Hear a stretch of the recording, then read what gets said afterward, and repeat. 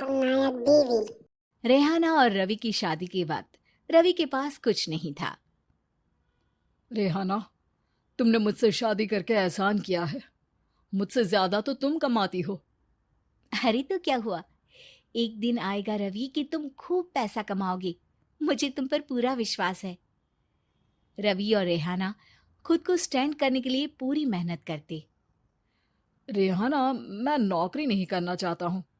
तो कोई बात नहीं, मैं नौकरी करके घर चलाती हूँ, तुम बिजनेस सेट करने की कोशिश करो।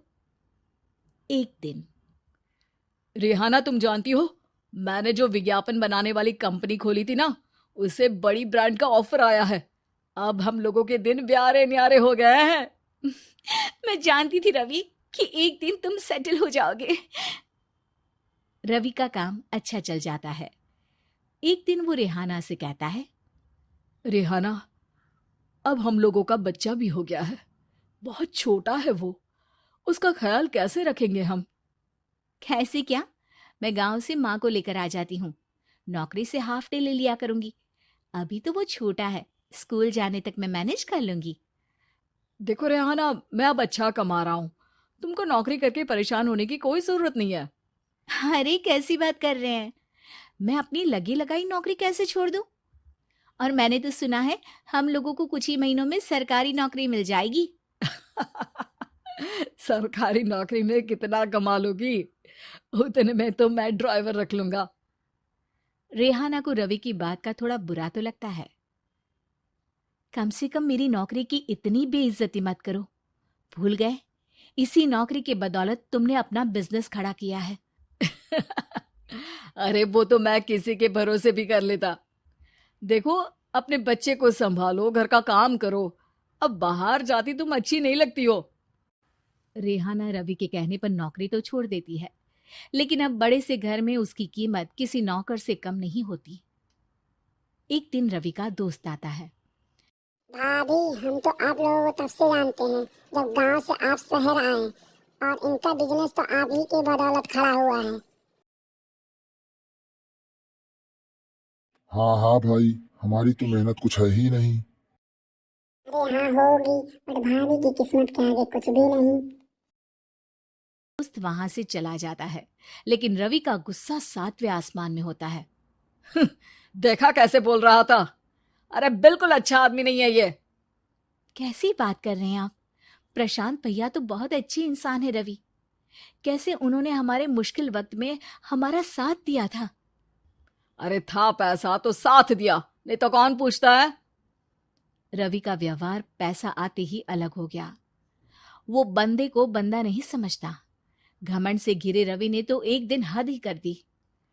रेहाना, मैं अब तुम्हारे साथ नहीं रह सकता हूँ। क्या क्या बकवास कर रहे हो रवि? क्या कहना चाहते हो? और क्यों नहीं रह सकते तुम मेरे साथ? देखो, मुझे कोई और पसंद है, और उसने साथ रहने पर बस यही शर्त रखी है कि मुझे तुम्हें तलाक देना होगा। रेहाना, जो कि एक स्वावलंबी महिला थी, उसने बिना देर किए रवि को कह दिया, कोई इश्यू नहीं, मुझे पैकिंग में 4 दिन का वक्त लगेगा, लेकिन तब तक मैं तुम्हारे साथ नहीं रहूंगी। 4 दिन के लिए तुम कहीं और शिफ्ट हो जाओ, मैं घर से निकलूंगी तो बता दूंगी। रवि घर छोड़कर चला जाता है। रेहाना को दुख होता है, वो रोती है, लेकिन व्यवहार से स्ट्रांग रेहाना को पति के वापस आने का और उसे सबक सिखाने का पूरा भरोसा था। फिर एक दिन, अरे शुशिका, कब शादी करोगे तुम मुझसे? यार मैंने तो सोचा था तुम शादी से पहले मुझे विदेश लेकर जाओगे, महंगी कार दिलाओगे। अरे सब दिला दूंगा, लेकिन पहले मुझसे शादी तो कर लो। हाँ हाँ, क्यों नहीं। मैं कुछ दिनों के लिए अपने मम्मी पापा के पास जा रही हूँ और लोगों से अपनी शादी की बात करूंगी। अरे शुशिका, कैसे रहूंगा मैं तुम्हारे बिना? अब तो शादी ही होने वाली है हम लोगों की। शुशिका रवि को छोड़कर चली जाती है। रवि घर आता है, जहां रेहाना को ना पाकर उसे सब अजीब लगता है। घर तो रेहाना के बिना कुछ नहीं है। बच्चे की याद भी आ रही है। चलो एक वीडियो कॉल कर लेता हूँ। रवि रेहाना को वीडियो कॉल करता है, लेकिन रेहाना फोन नहीं उठाती। रात को सोते वक्त। मन कर रहा है मुन्ने को गले लगा लूं। चलो कोई ना, शुशिका से शादी के बाद मेरे और भी बच्चे होंगे। अगले दिन रवि ऑफिस जाता है, जहां टीना खड़ी होती है। सर, आपने अपने नए ऐड के लिए मॉडल की रिक्वायरमेंट डाली थी ना, मैं उसी के लिए आई हूँ। रवि टीना को देखकर खुश हो जाता है। अब शादी हो गई है तुम्हारी? नहीं सर, बस अच्छा सा हैंडसम और अमीर लड़का देख रहे हैं मेरे मम्मी पापा। रवि के दिमाग से तो टीना को देखकर शुशिका का ख्याल भी खत्म हो जाता है। अरे यार, ये लड़की मिल जाए कितनी सुंदर है। शुशिका तो इसके आगे कुछ नहीं है। अब क्या तुम्हें ऐसा नहीं लगता कि मुझसे मिलकर तुम्हारी ये खोज खत्म हो गई है? आप तो 2 बच्चों की पापा लग रहे हैं। अरे नहीं नहीं, मेरी शादी तो हुई थी, लेकिन बीवी को किसी और से प्यार था, मुझे छोड़कर चली गई। खैर, टीना की दोस्ती रवि से हो जाती है, लेकिन 1 महीने बाद शुशिका रवि के पास वापस आती है। मेरे मम्मी पापा तुमसे मिलना चाहते हैं, लेकिन उन लोगों को ये मत बताना कि तुम पहले से शादीशुदा हो, और हाँ, शादी से पहले अपनी सारी प्रॉपर्टी तुमको मेरे नाम करनी होगी। अरे पागल, अब मैं तुमसे शादी ही नहीं करना चाहता। भला ऐसी लालची औरत से कौन शादी करेगा? तभी वहां टीना आ जाती है। रवि, ये पागल सी औरत कौन है? देखो, तुमने ही कह दिया ना पागल, तो पागल ही है।